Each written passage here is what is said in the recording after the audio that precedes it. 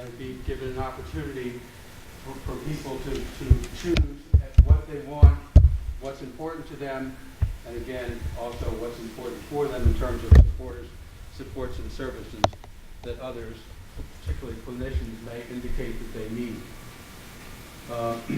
And services will not be limited to those which are currently available. Let me repeat that one because that's going to be important later on.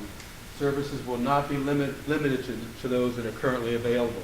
So people will not just be given an opportunity to choose services among vacant slots, if you will, but for many class members, services will have to be created for them based on a person-centered transition plan.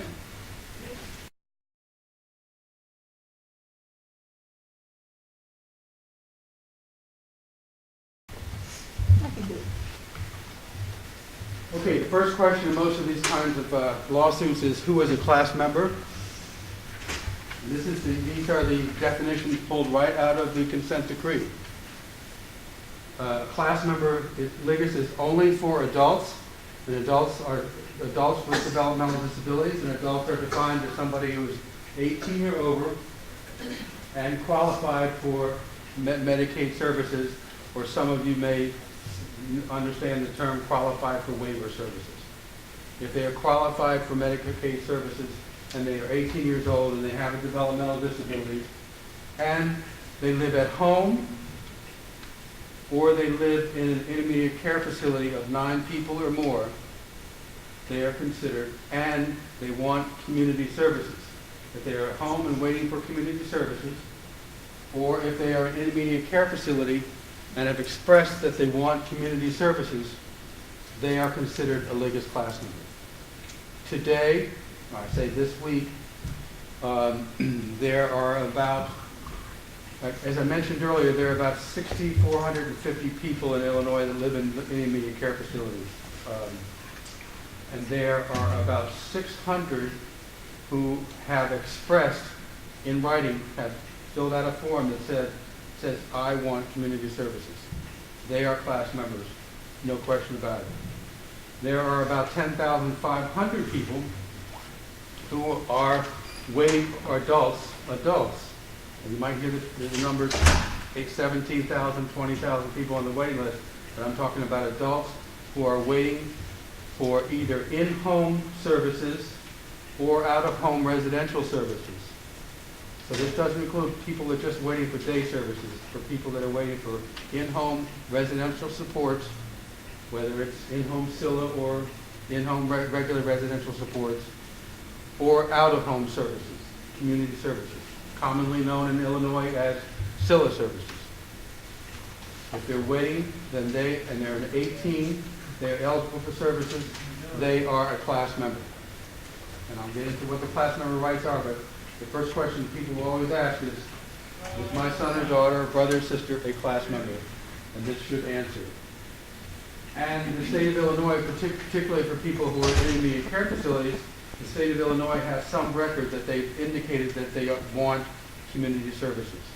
There are specific forms that the state of Illinois uses for that. One's called the PASS 10, one's called the 1228 form, but if you're in an intermediate care facility and you are waiting for community services, you are a class member. Okay?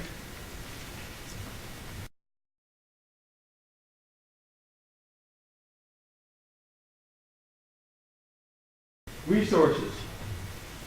The problem, a big part of the problem, because there are a number of different problems, but a big part of the problem is money.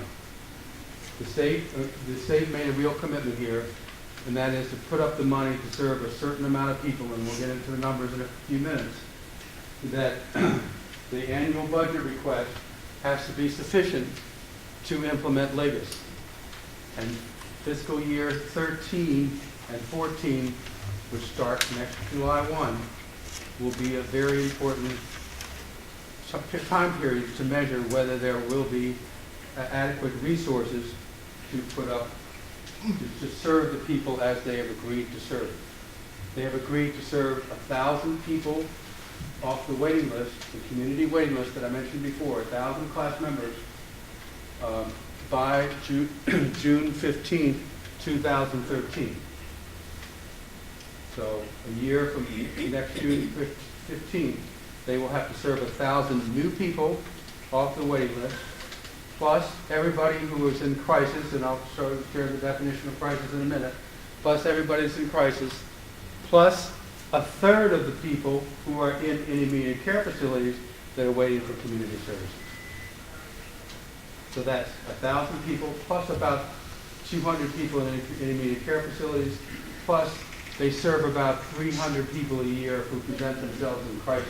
And by crisis, I mean true crisis. I mean people who are homeless, people whose caregiver, family member has died, people who are either being abused or are abusing someone else in their home. That's the definition of crisis in the Ligas Consent Decree. And so all of those people will have to be served, no matter when they present themselves for services. 1,000 people off the waiting list, and a third of the people off of from intermediate care facilities will have to be served by 2013. And their budgets are going to have to reflect how they're going to do this. It's going to require expansion of services. It's going to require some rate restructuring. It's going to require new staff at the Developmental Disabilities Division. It's going to require much more support for past agencies, and there are also going to have to be some new initiatives to take place, for example, to people to be supported and have person-centered planning, etc. So there's a tremendous amount of new resources that are going to have to be inserted in order for this to happen.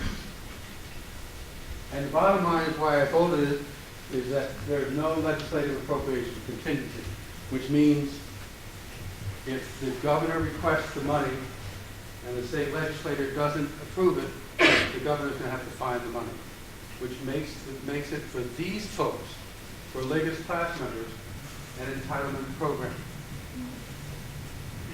Most of you probably know by now the difference between entitlement and discretionary program.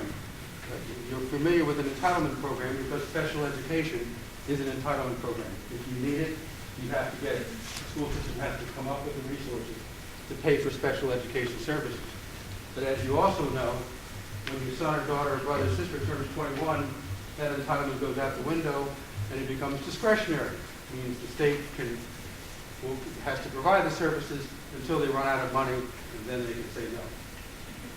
So, for Ligas class members, they are entitled to these services as they are called for in the decree, because the state agreed to do that. And I keep calling it a decree because that's what it is. It's not a settlement agreement. It's a consent decree, which means it is a court order.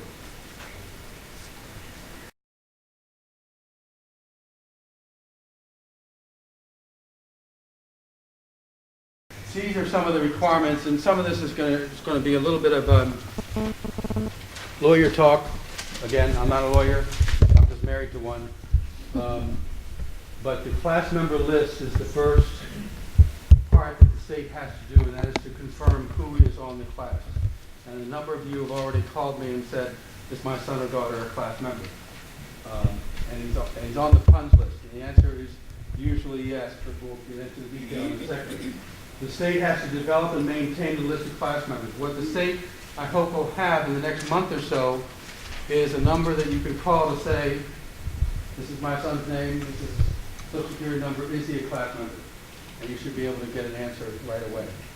One of the problems that Illinois has is that for people with developmental disabilities, there's not much of, let me rephrase that, there is no data system. There are some data, and there are some lists, but there's no coordinated data system. So there will have to be a data system developed so that you will be able to call and say, is my son or daughter a class member? And you should be able to get an answer right away, whether it's from your past agent or from someone else. And people will, this is an open class. This question this will ask me a lot already. It's an open class. That means that people can come into the class and people can opt out of the class. So if you have a son or daughter who's 17 and they're turning 18 next year, they will become a class member if they're on the funding list and they're waiting for services you would have for community services. Or if you have a son or daughter or brother or sister who is an adult and has requested community services, and you decide, or they decide, that they want to live in an intermediate care facility, then they can opt out of the class. They can say, I don't want community services, I want something else. So people can opt into the class. Or, if you're in an intermediate care facility, large facility, 9 or more people, and you have once said, I want to stay here, I don't want community services, and next year you change your mind, you can opt into the class, and you will have the rights of class members, and you have to be provided with community services. Am I making sense so far? So it's an open class. So people who are objectors who refuse community services will be removed from the list, and people who opt in and say, I want community services, will be added to the list as long as they're otherwise eligible. They're 18, they have developmental disabilities, and they are eligible for Medicaid services.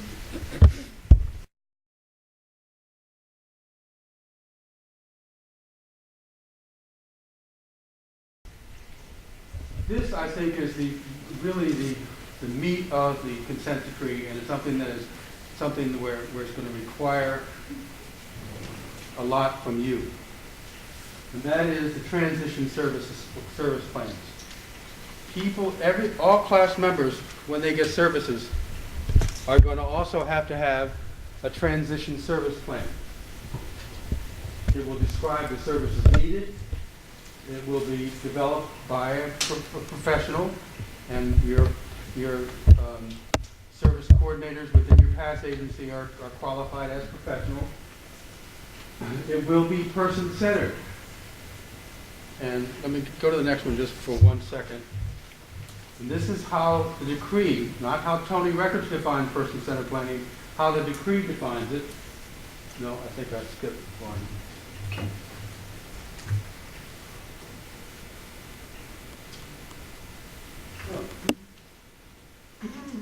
Okay.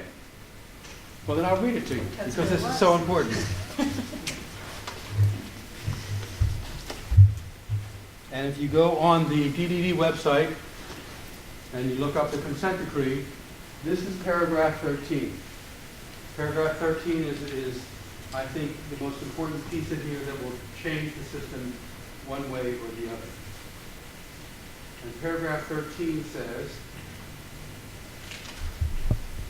the process for developing a transition plan shall focus on the class member's personal vision, preferences, strengths, and needs at home.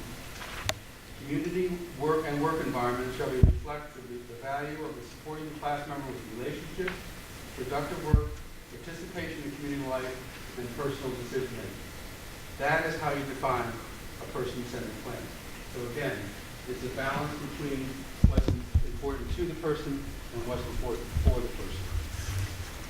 When this process comes, it's going to be important for you as families and individuals to say and speak up about what you want and what you need. About what you want and what you need. I hope what's needed can be supported by clinical assessments.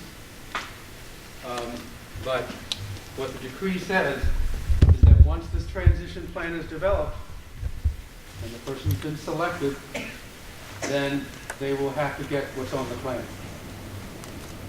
So what's important?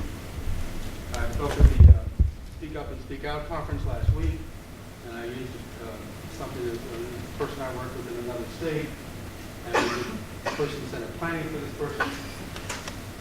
And mom wanted to live in a house with a granite kitchen top and all that kind of thing. You know what he wanted? NFL ticket. And for those of you that aren't like some of us, NFL ticket is basically you can watch every football game at the same time on Sunday afternoon. That was very important. That was, for him, that was a non-negotiable. That's what he wanted. He didn't care about the granite kitchen top. He wanted an NFL ticket. They put it in his person-centered plan. Now he gets all the clinical supports, and safety help, dentist services, doctor services were done, but that was important to him. Some people, what's important, now I'm not suggesting you don't walk out of this room and say everybody gets an NFL ticket. But for some people, person-centered planning talks about non-negotiables. For some people, they want their own bedroom. That's a very important non-negotiable.